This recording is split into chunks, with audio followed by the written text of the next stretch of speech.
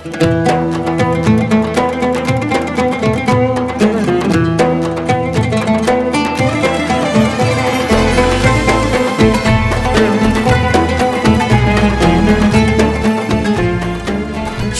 السالكين. بسم الله الرحمن الرحيم. الحمد لله رب العالمين وبه نستعين وعلى أمور الدنيا والدين. الصلاة والسلام على سيد المرسلين سيدنا محمد وعلى آله وصحبه أجمعين. أما بعد، ولا حول ولا قوة إلا بالله العلي العظيم. حكي أن يهودا كان يدعي بسرقة جمل على رجل مسلم، فشهد عليه 4 شهود من المنافقين زورا، فحكم النبي صلى الله عليه وسلم بالجمل لليهود وبقطع يد المسلم، فتحير المسلم فرفع رأسه إلى السماء وقال: إلهي مولاي أنت تعلم بأني لم أسرق هذا الجمل. Kalau awali dengan cerita niki kalau nukil dari kitab Nurul Nasihin, masih tentang fadilahnya mau sholawat teng Kanjeng Nabi sallallahu alaihi wasallam. Hukia diceritakan anna Yahudiyan, jadi wonten satu orang Yahudi, kana yad'i bi sariqati jamalin ala rajulin muslim. Jadi wonten satu orang Yahudi yang menuduh satu orang muslim telah mencuri ontanya. Wonten tiang Yahudi sing menuduh orang muslim telah mencuri ontanya. Akhirnya mengumpulkan orang Yahudi ini mengumpulkan 4 orang saksi, yang mana 4 orang niku sama-sama orang munafik, artinya bukan orang muslim juga. Disuruh untuk bersaksi bahasanya orang muslim niku telah mencuri ontanya orang Yahudi niku. Akhirnya diaturkan kepada Kanjeng Nabi. Kalau dari syariat Kanjeng Nabi, kalau sudah disaksikan dengan 4 orang, maka kok yang didakwa niku tidak ada bukti atau tidak ada pembantahan, maka ya sudah, dia divonis mencuri. Akhirnya Kanjeng Nabi pun memvonis orang muslim itu mencuri ontanya orang Yahudi niku, padahal buatan nyolong. Kemudian juga Kanjeng Nabi memvonis untuk dipotong tangannya, karena dalam syariat Islam kalau mencuri masih dipotong tangan nih katanya. Ketika sudah mau dikisos, orang muslim niku yang sebagai terdakwa niku mengangkat kepalanya ke atas, dangak tendul, seraya mengatakan, Ilahi wa maulaya anta ta'lam bi anni lam asruq. Wahai Tuhanku, jenengan semerap kalau hakikatnya kula niki boten mencuri ontanya orang Yahudi niku. Faqala Nabi sallallahu alaihi wasallam, "Tsumma qala ya Rasulullah, inna hukmuka haqqun, walakin istabakhna anni hadzal jamal." Sebelum dikisos, orang muslim itu mengatakan, wahai Rasulullah, kalau yakin kalau hukum syariat jenengan itu hukum yang hak, hukum yang hak. Cuman untuk terakhir ini coba jenengan tanyakan kepada onta niku. Onta niku milik siapa dan apakah saya itu mencuri onta niku? Akhirnya mendengar permintaan orang muslim yang dituduh mencuri niku, akhirnya Nabi juga mengiyakan. Faqala Nabi ya Jamal liman anta. Wahai onta, jenengan kamu itu milik siapa? Faqala Jamal bilisanil fasih ya Rasulullah ana li hadzal muslim. Jadi dengan mukjizat Kanjeng Nabi, onta yang tadi diajak ngomong menjawab dengan lisan yang fasih. Ya Rasulullah, dengan hak demi hak saya milik orang Muslim itu. Akhirnya Kanjeng Nabi kaget, kenapa kok sampai orang Yahudi itu menuduh orang Muslim itu sebagai pencuri, padahal unta itu milik orang Muslim. Paham ya? Pun faqala Nabi sallallahu alaihi wasallam, ya Muslim, akhbirna ma la taf'al hatta antaqallahu ta'ala al-jamal fi haqqik. Ketika Kanjeng Nabi heran, kemudian Kanjeng Nabi itu tanya ke orang Muslim itu, ya Rasulullah, wahai Muslim, coba kabari, beritahu saya apa yang membuat Allah itu bisa memberikan kekuatan unta itu untuk ngomong. Apa sih sampean lakoni kok iso unta iku dikai ngomong iku Allah. Paham ya? Faqala Muslim, ya Rasulullah, la ana laila hatta usalli alaika asyra shalawat. Amin. Kalau enggak punya kelebihan, enggak punya fadilah, enggak punya nopo-nopo kecuali sebelum tidur. Kalau mesti mau sholawat panjenengan 10 kali. Dengan barokah niku dalam keadaan kepepet niki Gusti Allah memberikan suatu kehebatan, yaitu onta diberi kekuatan untuk ngomong kalau bukti saya tidak bersalah mencuri ontanya orang Yahudi. Amin. Akhirnya gimana responnya Kanjeng Nabi sallallahu alaihi wasallam? Faqala Nabi, najauta minal qat'i fid dunya wa tanju minal adabil akhirah fil uqba bi barakati sholatika alaihi. Kalau memang benar-benar sampeyan mempunyai wadifah memaos sholawat 10 kali sebelum tidur, maka saiki sampeyan bakal selamat dari segala musibah duniawi dan bakal selamat dari segala musibah ukhrawi yang akan datang. Niku barokahe maca salat aku niku dawuh Kanjeng Nabi sallallahu alaihi wasallam. Pun balik nang hadis ini. Bismillahirrahmanirrahim. Al-hadis al-thalathun. Hadis yang nomor 30. An Abi Hurairah radhiyallahu anhu. An Abi Hurairah saking Sayyidina Abi Hurairah radhiyallahu anhu anna Rasulullah satamani Gusti Rasul sallallahu alaihi wasallam iku qala dawuh sapa Rasul. Iku qala dawuh sapa Rasul, napa dawuh Kanjeng Nabi, kullu ummati yadkhulunal jannah illa man aba. Kullu ummati utawi saben-saben umat ingsun. Kullu ummati utawi saben-saben umat ingsun iku yadkhuluna padha bakal manjing sapa ummati.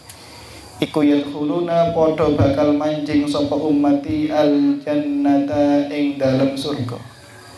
Al jannata ing dalem surga illa man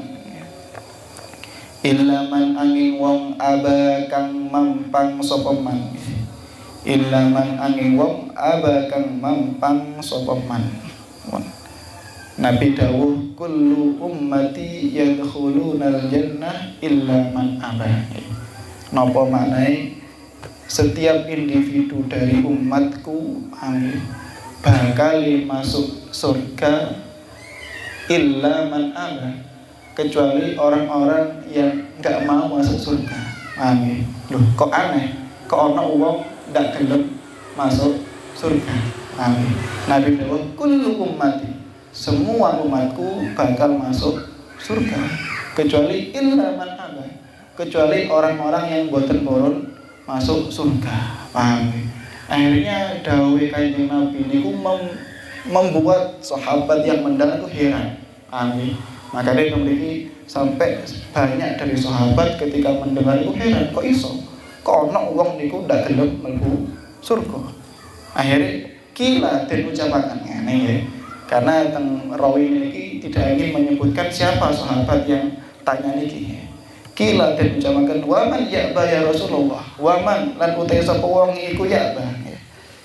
Lan utai sapa wong iku ya'ba bakal mampang sapa man ya Rasulullah hidup Gusti Rasul. Wa man lan utai sapa wong iku ya bakal mampang sapa man ya Rasulullah hidup Gusti Rasul. Terus siapa? Adakah orang yang tidak mau masuk surga? Kenapa? Karena Nabi redaksinya dawe setiap umatku bakal masuk surga. Lah ana kecuali wong-wong sing boten purun. Akhirnya timbul pertanyaan, lho sapa sing boten purun masuk surga? Ya tidak mungkin tidak ada orang yang enggak mau masuk. Mesti semuanya ingin masuk surga. Bagi man ya Rasulullah. Itu lekang syarahnya al-asilah bitariqatil i'jab. Orang yang bertanya karena heran. Bukan ingin tahu tapi heran. Kok iso ana wong sing ndak gelem mlebet teng surga? Sambut. Akhirnya qala akhirnya dijawab oleh Kanjeng Nabi qala dawuh sapa Rasulullah napa jawabane man ata'ani man utai sapa wong iku ata'ani taat sapa man ing ingsun. Man utai sapa wong iku ata'ani taat sapa man ing ingsun dakhala mongko manjing sapa man al jannata ing dalam surga.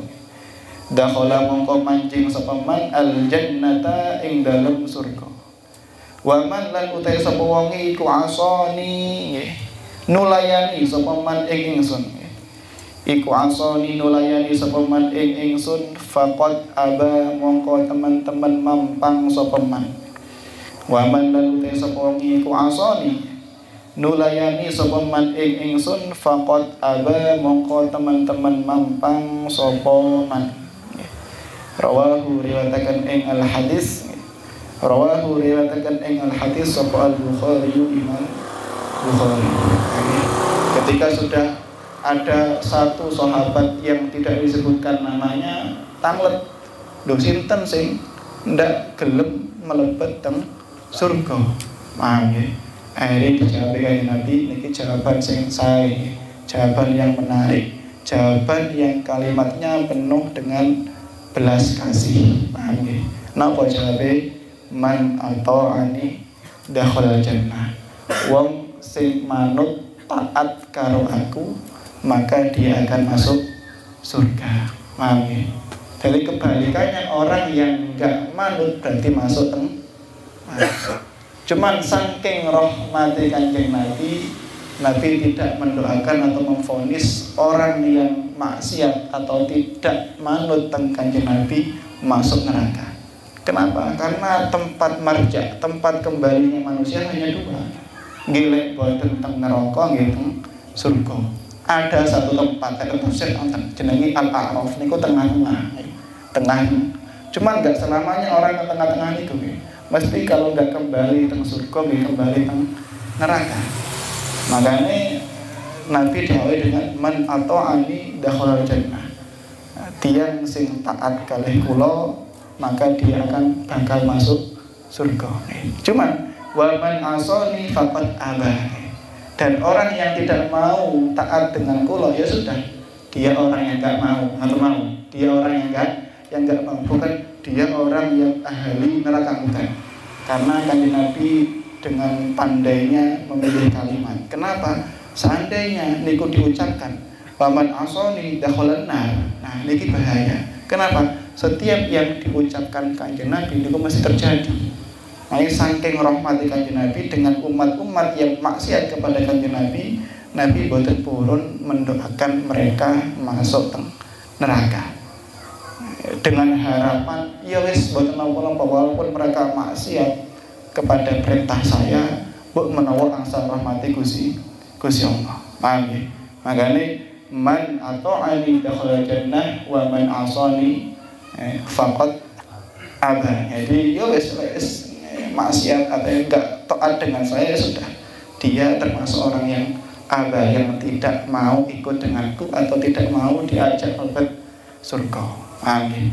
Terus apa sih taat kepada Kanjeng Nabi niku dalam segi apa?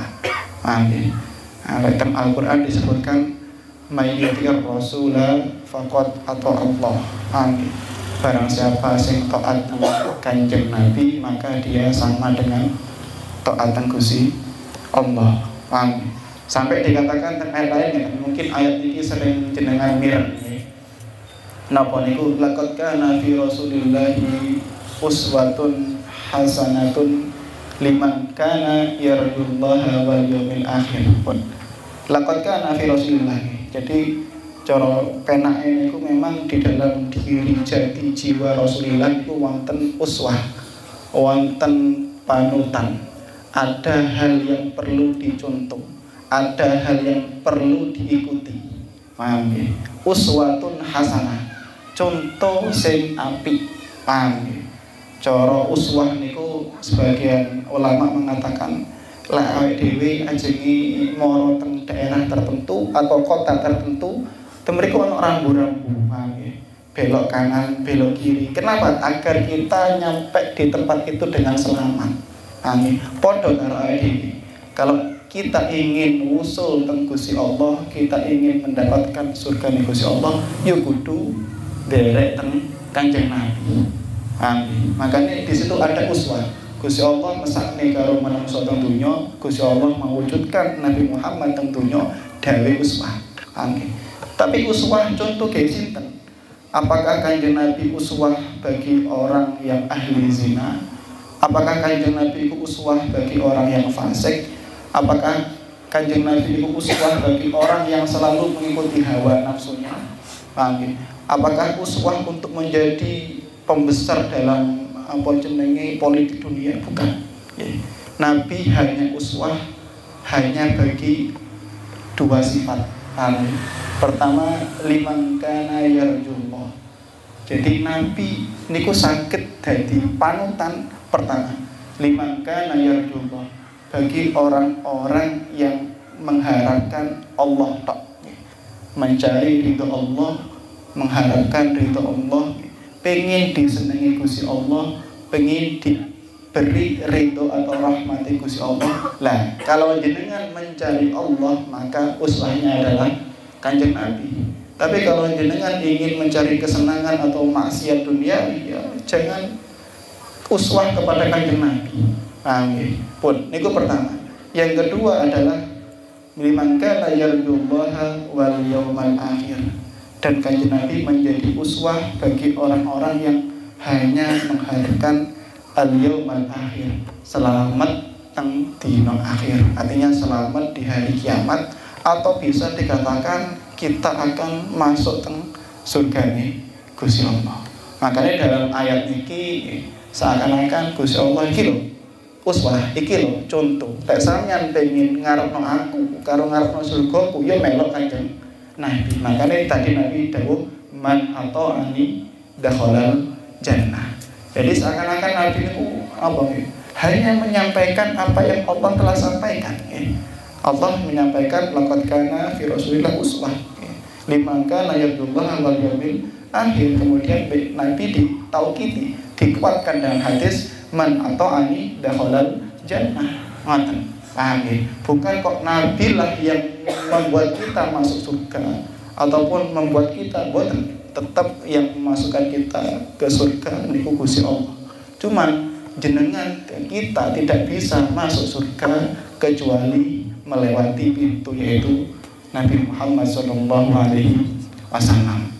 Makanya di ayat lain juga dikatakan apa? Kul niku manahe katakan Muhammad sampaikan. Iki sampai no nang umatmu, sampai no nang generasi yang hidup setelah sampeyan. Napa niku isine? In kuntum tuhibbunallaha fattabi'uni yuhibbukumullah wa yaghfir lakum dzunubakum. Amin. Wahai jenengan lek pengin atau mengaku atau mendakwakan dirinya cinta kali Gusti Allah, maka tak kei carane. Sampeyan sing mengaku cinta kali Gusti Allah, napa niku carane? Fattabi'uni. Amin. Ikutilah manut teng aku, sinten niku Nabi Muhammad. Kenapa? Dengan fattabi'uni, dengan manut teng Kanjeng Nabi Muhammad, maka yuhibbukumullah. Dampaknya atau efeknya adalah yuhibbukumullah, maka Allah akan senang nggih cinta teng samian. Selain itu nggih yuhibbukumullah wa yaghfir lakum dzunubakum.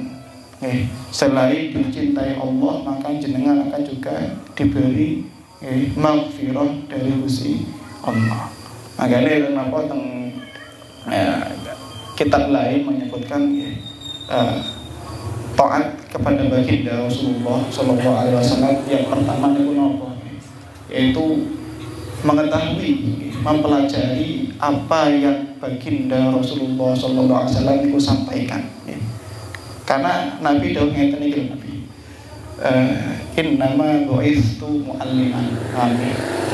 Aku iki diutus nang bumi, mu'allim. Hanyalah mu'allim. Napa? Mengajarkan sampeyan syariat Gusti Allah. Makanya cara pertama kita taat atau ittiba teng Kanjeng Nabi adalah napa? Mengetahui atau mempelajari atau punya ilmu yang Kanjeng Nabi ajarkan kepada kita, yaitu ilmu syariat. Makanya lek kula mau teng kitab lain termasuk kitab Tambihul Muqtarin niki kitab gadane Imam Sya'rani. Imam Sya'rani niku ulama sufi yang sudah di akhir zaman. Beliau juga masih menangi ulama-ulama sepuh termasuk gurune Ali Al-Khawas. Niki kitab Tambihul Muqtarin menerangkan semua ahwalus salafun saleh, ahwalul arifin. Beliau menjelaskan sampeyan lek pengen ngerti keadaan ahlul irfan, ahlul arifin, ahli ma'rifatillah, bacalah kitab Tambihul Muqtarin.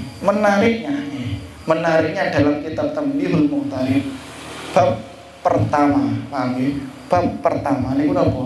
Al-babul awal. Keadaan salafun saleh. Yang pertama kali adalah at-tamassuk bil kitab was sunnah.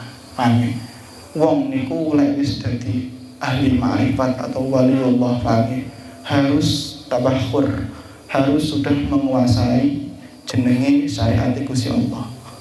Kalau teng kitab mriki beliau mengatakan Alkitab wa Sunnah, yakni Al-Quran dan hadis. Artinya orang itu sudah punya materi, paham dengan syariat Gusti Allah. Makanya enggak cuma-cuma moro-moro riyadhah, moro-moro tirakat, ingin hal yang dicapai, ingin ketenangan ataupun ingin kesaktian, boten. Yang pertama ahwalul arifin adalah benar-benar paham dengan syariat Kanjeng Nabi. Makanya teng napa halaman terakhirnya teng bab niki niku beliau menukil kalamnya Imam Al-Junaid. Imam Al-Junaid niku tokoh sufi yang hidup sebelum Imam Ghazali. Beliau mengatakan apa? Ngeten. Qala Junaid radhiyallahu anhu li ashabihi la ra'aitum rajulan qad tarabba'a fil hawa. Wahai santri-santriku. Jadi Imam Junaid niku wasiat teng anak buah teng santri ini. Wahai santri-santriku, la ra'aitum rajulan qad tarabba'a fil hawa. Lek samian melihat wong lanang wis iso lungguh sila. Tarabba niku duduk dengan keadaan sila. Fil hawa mumbul nang awang-awang. Lek jenengan delok wong lanang wis iso sila nang awang-awang. Fala taktaduhu bi. Ojo heran sih, ojo gampang gumun, ojo sampeyan ikuti dia, jangan dulu, lihat dulu. Hatta taro sun'ahu indal amri wan nahi. Sampeyan delok sih, orang itu apakah cocok sesuai indal amri wan nahi dengan perintah-perintah Allah dan dengan larangan-larangan Allah. Artinya dia sudah benar-benar imtisal awamirillah apa enggak? Artinya tingkah lakunya apa sudah sesuai dengan ajaran Kanjeng Nabi atau tidak? Lek sampeyan lihat kok dia orangnya tingkah lakunya mulai bangun tidur sampai tidur lagi niku mumtathilan. Ajaran beliau fa in ra'aitumuhu mumtathilan li jami'il al-awamir al-ilahiyah mujtaniban li jami'i manahi fa'taqiduhu waqtadubi. Lek jenengan lihat orang itu tadi niku orang yang sangat taat dengan perintah-perintah Allah, tindak lampaui persis apa yang Allah perintahkan. Kemudian mujtaniban, dia selalu menjauhi apa yang Allah larangi. Maka fa'taqidu, yakinilah orang itu orang hebat, orang yang dekat dengan Allah. Selain itu fa'tadubi, dan ikutilah orang itu. Amin. Ketika apa? Ketika sudah tingkah atau tindak lampaui sesuai dengan apa yang Nabi ajarkan. Cuman wa in ra'aitumuhu yukhillu bil awamir wa la yastanib al manahi fajtanibu. Cuman walaupun dia sakti, mandraguna, iso, mumbul, kebal, paham ya? Tapi kok yukhil, artinya dia tidak sesuai dengan apa yang Allah perintahkan dan dia selalu melakukan apa yang Allah larang, maka jauhilah. Sama gak usah sok-sok gumun, sok-sok heran, sok-sok kagum dengan orang-orang yang kayak gitu. Tetap intinya adalah syariat Kanjeng Nabi sallallahu alaihi wasallam. Maka ini jenengan lek pirsa dawe Imam Abdullah Al-Haddad niku seorang ulama, seorang ahlul ma'rifat yang katanya di gurunya adalah beliau adalah orang yang paling lama memegang gelar kutub waliullah. Kula mboten paham napa kutub, cuman hanya baca kitabnya. Paham ya? Beliau termasuk orang yang paling lama memegang gelar kutub waliullah. Beliau mengatakan sama mangke buka kitab piyambak, kitab namanya ada Sulukul Murid. Amin. Teman-teman mengatakan apa? Yang bagi seharusnya bagi santri murid niku adalah santri yang kelasnya sudah ke atas, ya. Bukan belajar alifat tak fikih atau yang lain, bukan. Yang mereka sudah menguasai fikih, menguasai ilmu tafsir, menguasai ilmu tasawuf, garek prakteki, garek ngamalne. Amin. Orang-orang yang sudah beranjak riyadhah, beranjak tirakat. Yang bagi orang-orang yang kayak gitu, lek tirakat kan, lek riyadhah kan, ojo sampai golek karomah, ojo sampai golek kesaktian. Kenapa? Itu sudah melenceng dari apa yang diharapkan Kanjeng Nabi sallallahu alaihi wasallam. Kenapa? Zaman dulu salafun saleh tirakat riyadhah itu hanya dua, lek boten tazkiyatun nufus, padangi hati atau resik hati. Lek jarene wong Arab itu tazkiyah, sucinya hati.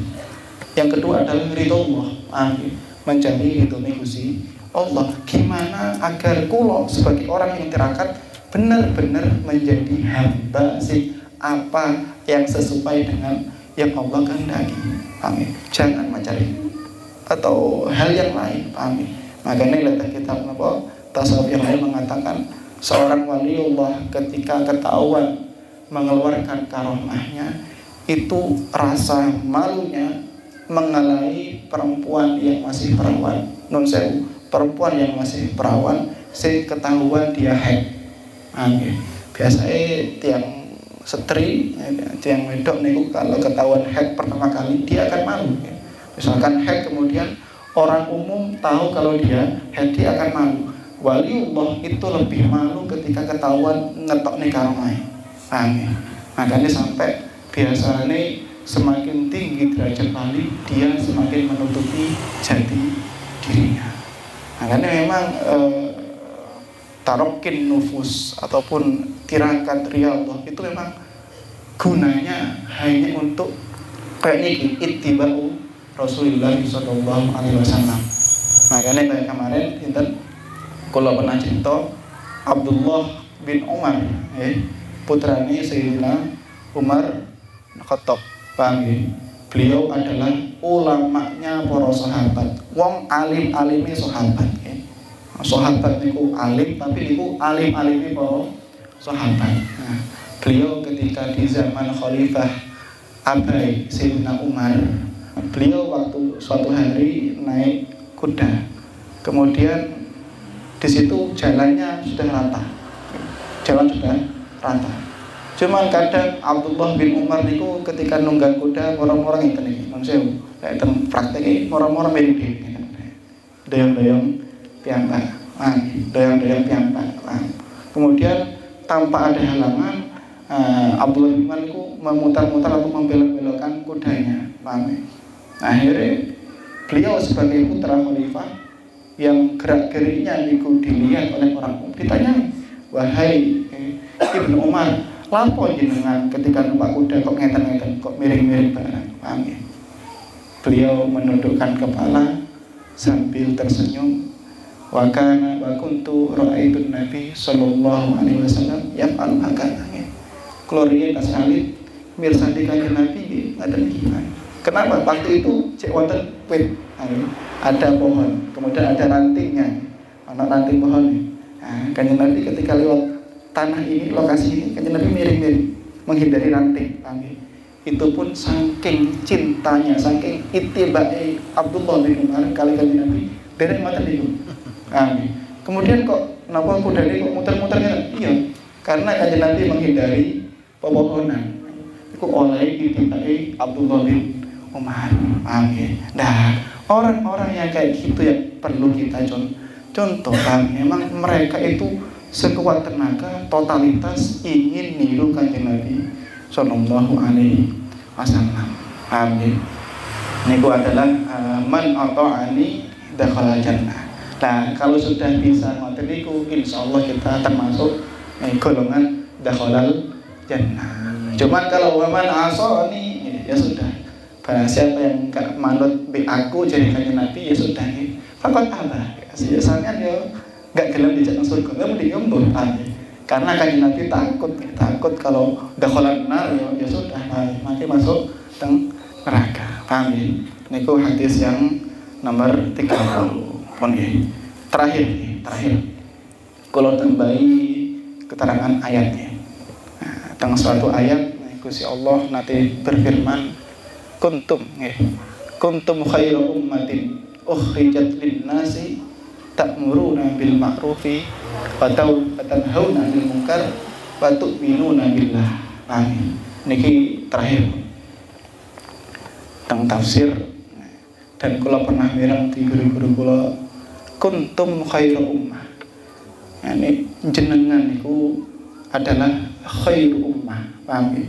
Umat yang istimewa. Amin. Jadi umat Muhammad niku diberi gelar yang istimewa daripada umat Nabi Adam, Nabi Musa, Nabi Isa. Sing paling sahih umat Nabi Muhammad karena nabinya khairul anbiya. Makanya umatnya walaupun diledek ini tapi khairu ummah. Khairu ummah. Ukhrijat linnas, yang saya keluarkan, yang saya wujudkan di atas bumi untuk manusia yang lain. Cuma non sewu, takrim khairu ummah, penghormatan khairu ummah itu baik Gusti Allah dibagi orang-orang umat Kanjeng Nabi yang khairu ummah itu punya gen, punya ciri khas yang melekat pada jiwanya. Kalau dia tidak memiliki itu maka dia bukan khairu ummah. Napa niku ciri atau gen yang yang selalu menempel pada khairu ummah niku sinten? Ta'muruna bil ma'rufi wa tanhauna 'anil munkar wa tu'minuna billah. Kita sebagai umat Muhammad harus dimanapun kapanpun tiga ini harus melekat pada diri kita. Pertama, ta'muruna bil ma'ruf, selalu ngajak, selalu ngeken bil ma'ruf, hal-hal yang baik, hal-hal yang positif.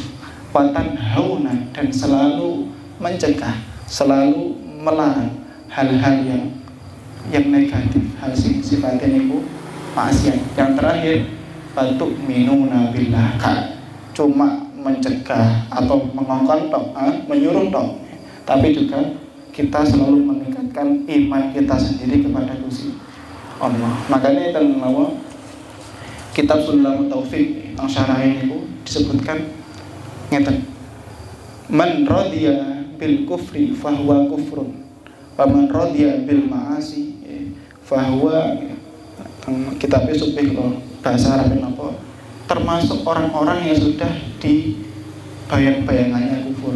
Pertama, orang yang ridho dengan kekufuran, delok wong kok ridho, beno dia kufur, maka dia divonis kufur. Dan barang siapa yang ridho dengan kemaksiatan, maka dia sudah mendekati kalimat kufur waliyadzubillah. Amin. Makanya kita harus mempunyai benar-benar mempunyai gen atau sifat ta'muruna bil ma'ruf wa tanhauna 'anil munkar. Makanya kanjeng Nabi dawuh teng hadise, man ra'a minkum munkaran, hadis masyhur ya. Man ra'a minkum munkaran falyughayyir bil yadi. Lek jenengan melihat kemungkaran, maka lek mampu sampean cegahlah kemungkaran itu dengan sikap, dengan tangan, dengan sikap. Amin. Fa illam yastati, lek sampean gak mampu karena mereka lebih kuat. Amin. Ya sudah, fa bilisan, pakai lisan, dinasehati.